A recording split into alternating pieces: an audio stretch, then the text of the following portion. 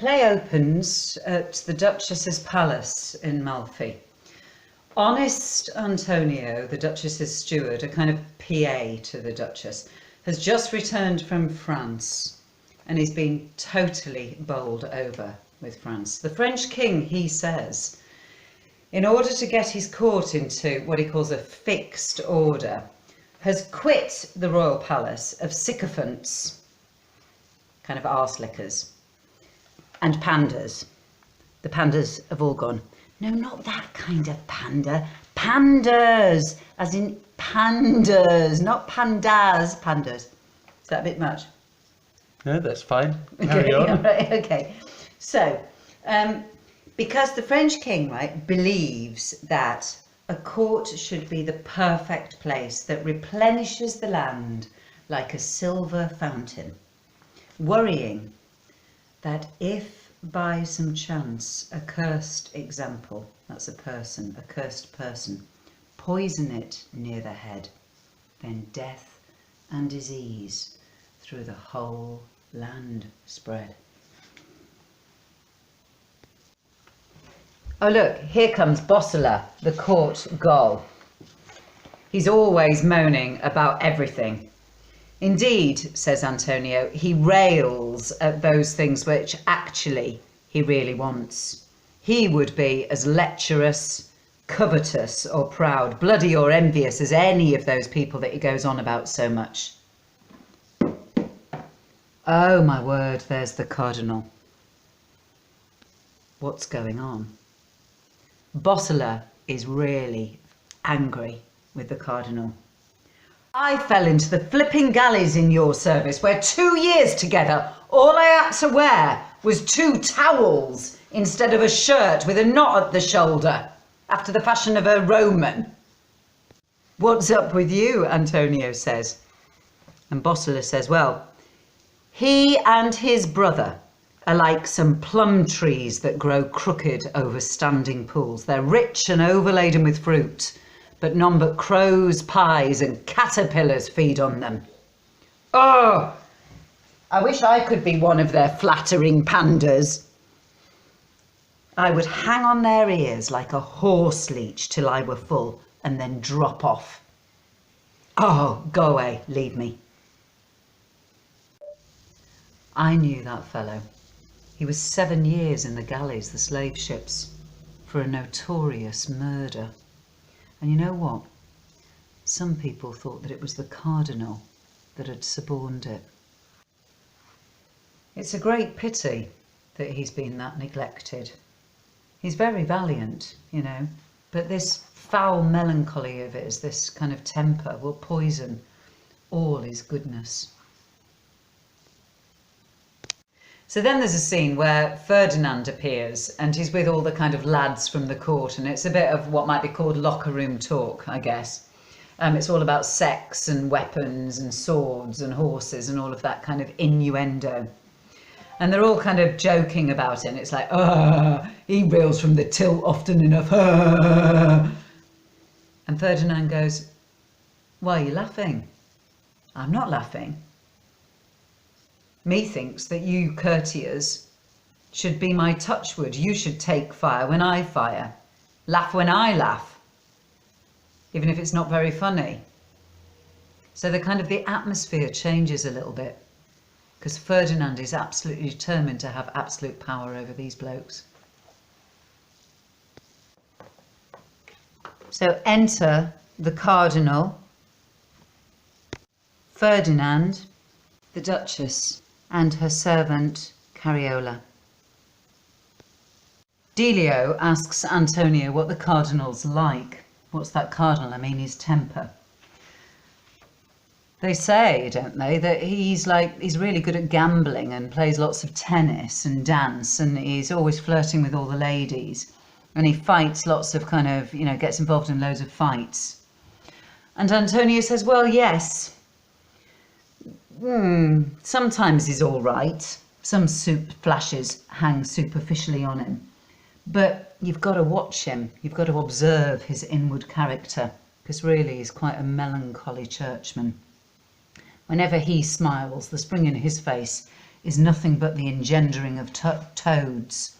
Where he is jealous of any man, he lays worse plots for them than ever was imposed on Hercules. He strews in his way flatterers, panders, intelligencers, spies, atheists, and 1,000 political monsters. You know what? He wanted to be Pope, but instead of going about it in an honest way, what he did was he tried to buy his way into it. He bestows bribes so largely and impudently, it's as if he would have carried it away without heaven's knowledge. So what's his brother like? Delio asks. And Antonio replies, what, the Duke? Oh, a most perverse and turbulent nature. What appears just, mirth and happiness on the outside with him is all completely fake. He speaks with others' tongues and hears men's suits with others' ears. He'll seem to sleep on the bench, only to entrap offenders in their answers. He dooms men to death by information, rewards by hearsay. Ah, says Delio, then the law is to him like some foul black spider. He makes it his dwelling and a prison to strangle those that feed him. Yep, you've got him. He never pays debts unless they be shrewd turns, and those he'll confess that he doth owe.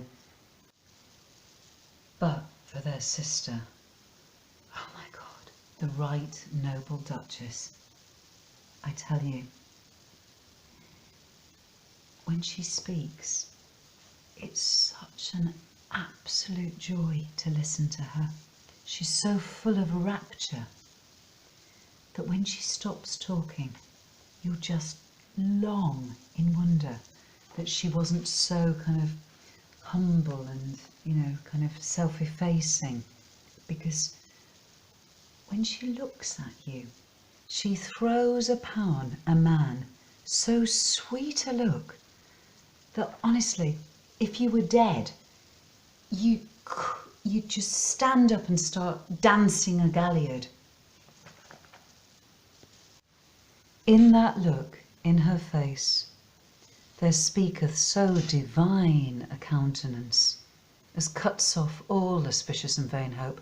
Honestly, she spends all her days in noble virtue, and even her nights, even her sleeps, are more in heaven than any other women's. Honestly, let all women break their flattering glasses. They should just stop looking in the mirrors and just dress themselves in her. She stains the time past, lights the time to come. Honestly, once you've met her, nothing will ever be the same again. So Ferdinand takes Bosola aside because he's got a plan for him. He tells him that he wants Bosola to look after the Duchess's horses, and you'll see they're in a bit of a sad and sorry state after Christmas. But there's another plan. He tells him that he has to observe the Duchess, note all the particulars of her behaviour, note who comes to solicit her for marriage and whom she best affects, who she likes most. She's a young widow, he says, and I would not have her marry again. Bosola asks, why? Do not ask the reason, but be satisfied. I say I would not. So the brothers move in on her. They're about to leave, but they have a warning for her. Ferdinand speaks first. You are a widow. You already know what a man is. Therefore, you better watch yourself. Don't let any of those blokes hanging around court, all those celebrities with all their sweet voices and their, I don't know, smarmy talk. Don't let anything get to you. And the cardinal says, no, nor anything without the addition honour sway your high blood. And what he probably means is, you know, she mustn't let anybody get to her who isn't of the right blood. A bit like some people felt about Harry marrying Meghan. She was the wrong kind of person. She was just a celebrity. She wasn't proper aristocracy. But Ferdinand takes it in a different way. He sees it as kind of something about her kind of sexuality and her passion. They are most luxurious, he says, will wed twice. They're really loose, the people that wed twice.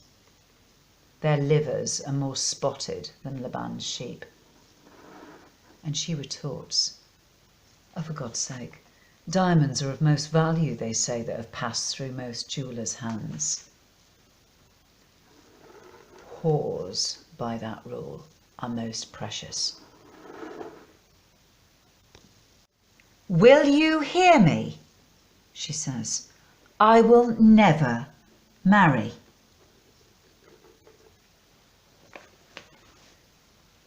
So most widows say, but commonly that motion lasts no longer than the turning of an hourglass. The funeral sermon and it end together. Listen to me! You live here in a rank pasture in the court. There's a kind of honeydew that's deadly, and it will poison your fame. Look to it! Be not cunning, for they whose faces do belie their hearts are witches, ere they arrive at 20 years and give the devil suck. Oh, this is terrible good counsel. Hypocrisy is a fine small thread, subtler than Vulcan's engine.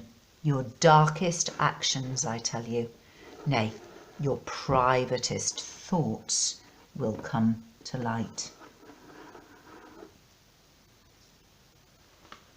The marriage bed is the entrance into some prison.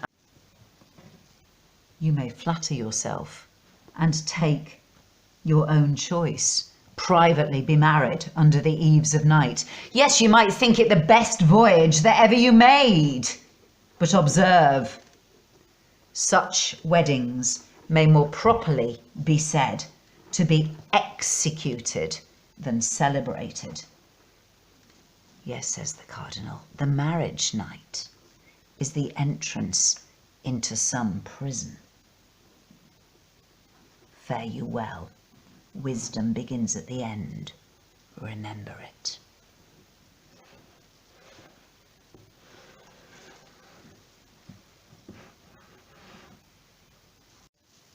Anyone would have thought that you'd practiced that speech before, you two.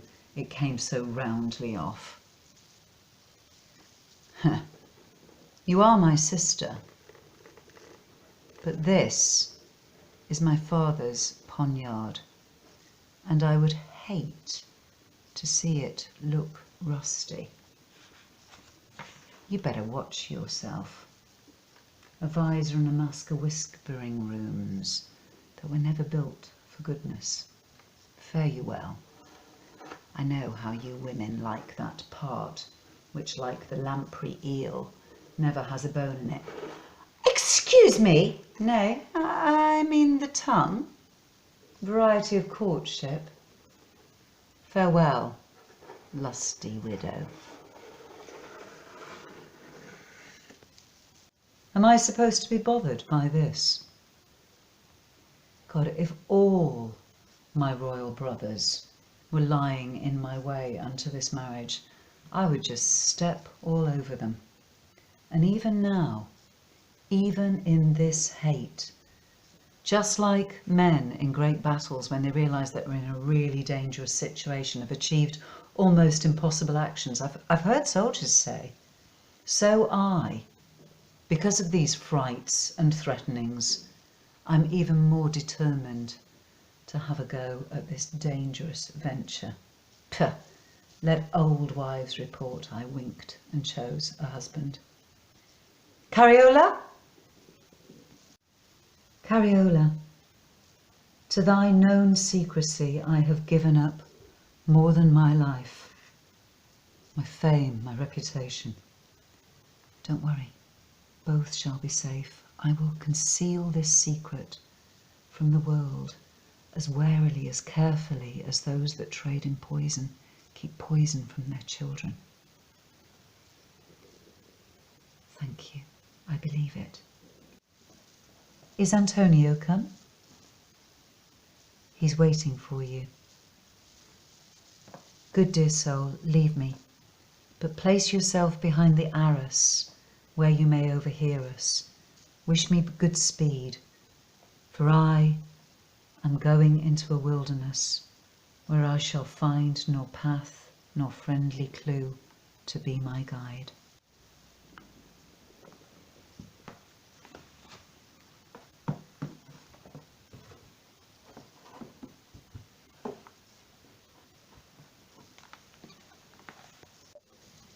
I sent for you. Sit down. Take pen and ink and write. Are you ready? Yes. What did I say? Oh yes, I remember. That you should write somewhat. You see, after all these kind of triumphs and these, successful campaigns and stuff, I guess it's important that I should ask what's laid up for tomorrow. So please, your beauteous excellent. Beauteous? I thank you. I look young for your sake. You have taken my cares upon you. I'll go fetch your Grace the particulars of your revenue and expense. Oh, you are an upright treasurer, but you mistook. For when I said I meant to make inquiry about what's laid up for tomorrow, I didn't mean what's laid up yonder for me. Where? Well, in heaven. You see, I'm making my will, as of course it's fit that princes should, in perfect memory. And I pray you, isn't it better to make it now, when I'm in relatively good spirits and happy, than when I'm nearly dead? Oh yes, much better. If I had a husband now, this care would quit. But you see, I intend to make you overseer. What good deed shall we first remember say?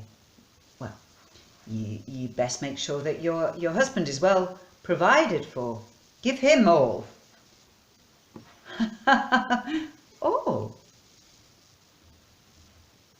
Yes, your excellent self. What do you mean? In a winding sheet? Well, in a couple. Gosh, that were a strange will.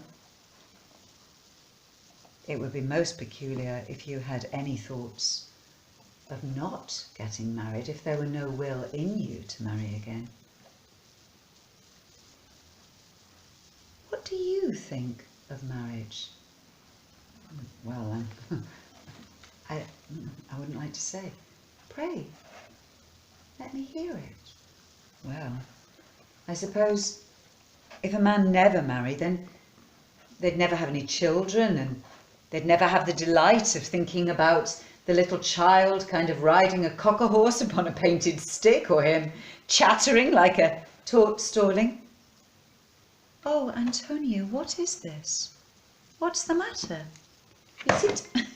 You seem to have something in your eye.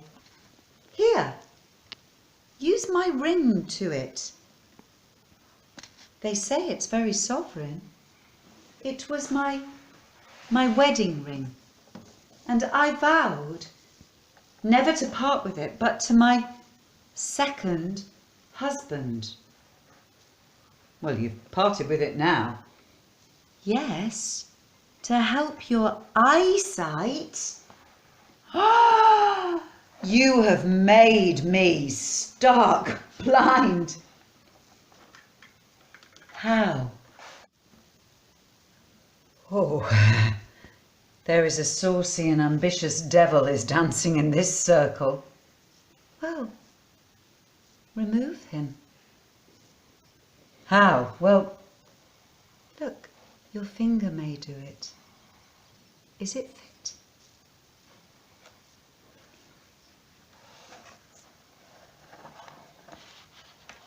No, no, no, no, no. Sir, this goodly roof of yours is too low built. I can't stand upright in it. Raise yourself, or if you please, my hand to help you. Now, the ground is broke. You may discover what a wealthy mine you are now lord of.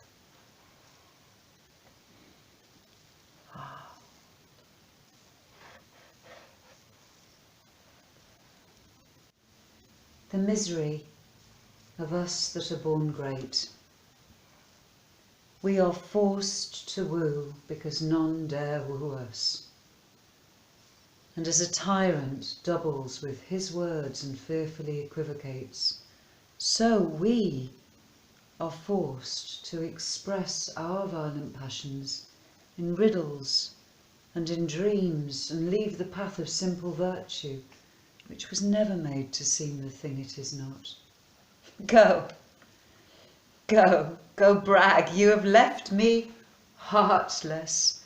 Mine is in your bosom, and I hope it will multiply there. Oh, sir, you're trembling. Don't make your heart so dead a piece of flesh to fear more than to love me. Sir, be confident. What is it distracts you? This is flesh and blood, sir.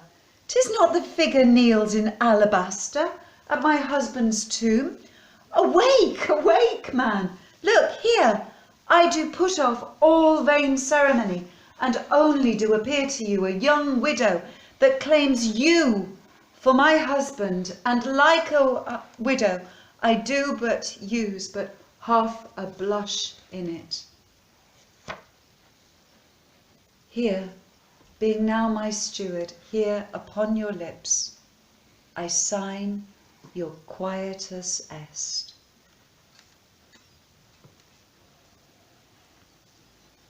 This you should have begged ere now.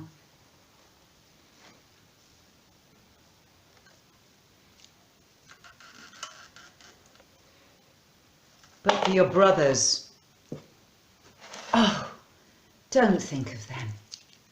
All discord without this circumference is only to be pitied and not feared. They shall know time will easily scatter the tempest.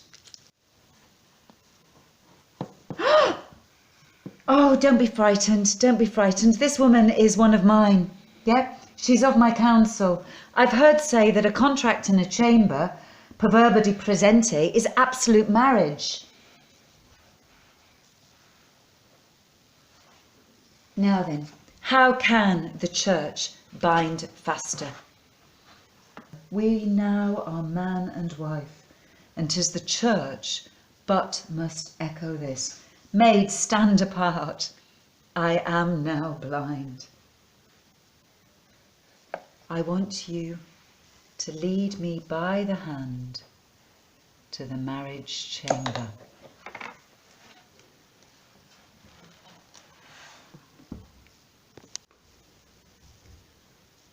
I don't know whether the spirit of greatness or of woman reign most in her, I know not. But it is a fearful madness. I owe her much of pity.